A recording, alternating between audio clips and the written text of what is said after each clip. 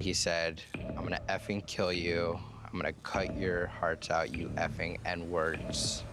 Cut your hearts out? Yes. Obviously, I know all this, but it's just like hearing it is so dramatic. I mean, it's like a dream sequence. But when you're in these situations, a second feels like 5 minutes. Mr. Rosenbaum was chasing me. He said he was gonna kill me if he got me alone. I was alone. I was running from him. I pointed at him, and it didn't stop him from continuing to chase me. Well, his case gripped the nation, and now Kyle Rittenhouse himself giving Tucker Carlson his exclusive take in a new Tucker Carlson Originals episode on Fox Nation. Yeah, long awaited. Tucker Carlson joins us now with more on that interview. Hey, Tucker, we saw this on television. Good to see you, by the way. Yeah, good morning. Just a quick question. On your phone, do you still have the wake-up time for Fox and Friends just in case you're called in again? It's so shocking to be up before 10. I know. Before 10. Yeah, but Listen to you. You should have that somewhere in your DNA, your helix. It is. It resides deep in there. All right. So you spent so much time with Kyle Rittenhouse, on and off camera. Can you describe what you thought and what it was like having done these features and spend this time with him? Well, I mean, the whole story was so shocking. I mean, first of all, it was a tragedy. People died, so, you know, that really kind of stopped us in our track. You know, anytime an American dies, of course, you feel sad about it, no matter who that person is. But we had the tape within hours that showed that this guy was being pursued by 3 people, all convicted felons, who were trying to kill him. It was a scene that was filled with people with guns running around. Here was a kid who was trying to help his own community. He defends himself and he's charged with murder. So from day one, it was really clear that this had a deep implication for the rest of us, that the media were lying about what happened. And so for more than a year, we followed this, and I just couldn't wait to sit down with this kid. And actually, I was totally surprised and impressed by him. Clearer thinking, more sincere, ingenuous than I had imagined. I mean, this kid who did not expect to be at the center of this story rose to it and explained himself in a way that I found really compelling. Hey, Tucker, have you talked to him since now the school, the ASU students, don't want him to continue to be enrolled at the school or take classes? Well, I have, and it's really the saddest part of the aftermath of this story. I mean, Kyle Rittenhouse told me that the only moment in the trial where he felt emotional and upset was when the prosecutor suggested that he wasn't really enrolled at Arizona State University. And he was upset because he was so proud. He doesn't come from a family where people go to college.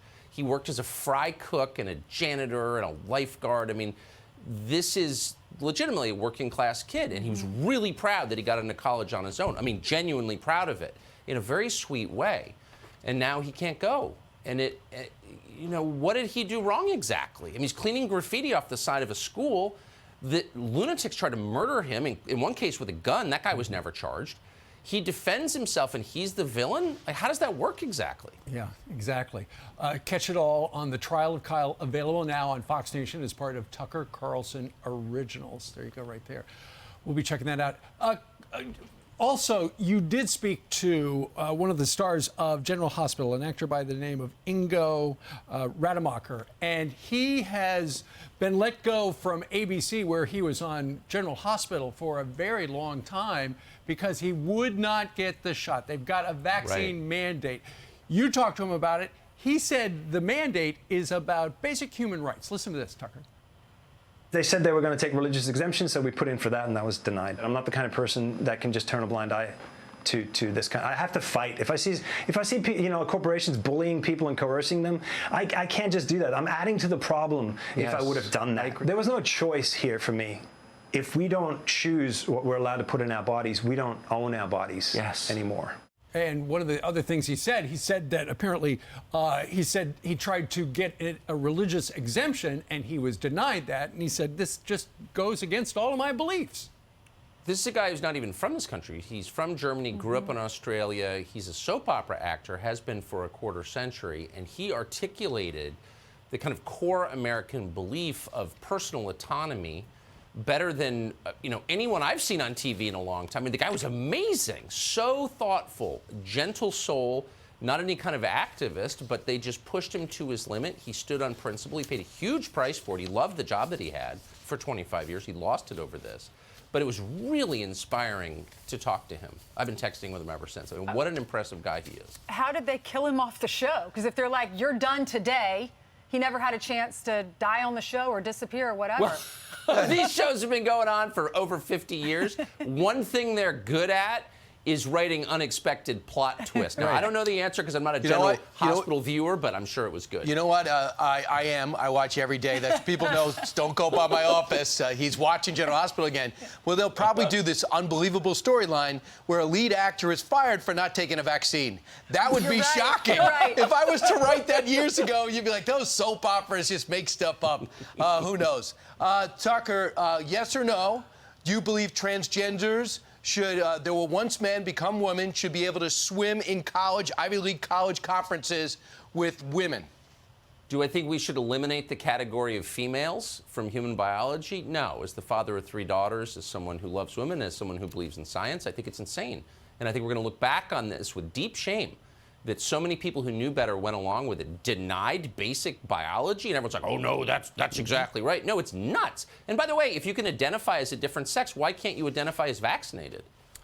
Seriously. Good point. Well, the reason we're talking about this is the parents of 10 swimmers at UPenn have written a letter to the NCAA, and they're demanding that the league change their rules that currently are allowing the swimmer by the name of Leah Thomas, their teammate, who was born a male, to compete with female. And she has since been, winning everything, and everybody else is left behind them. Beat the teammate out of first place, another woman, out of first place by 38 seconds.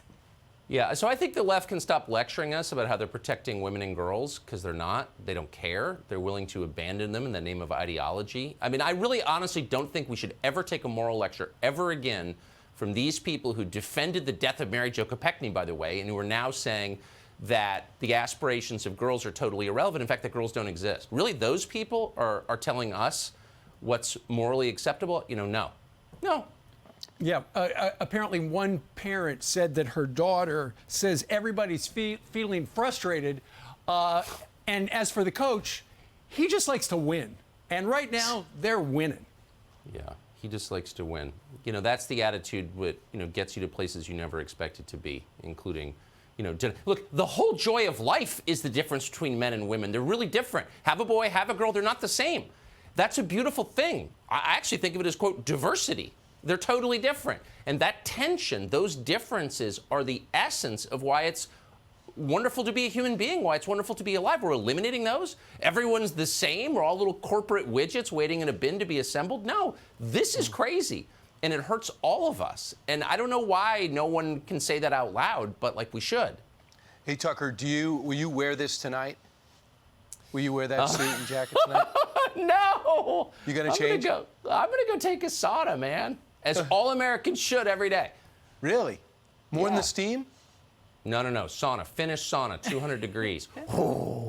Opens the pathways. Do you read or stare? We're learning a lot.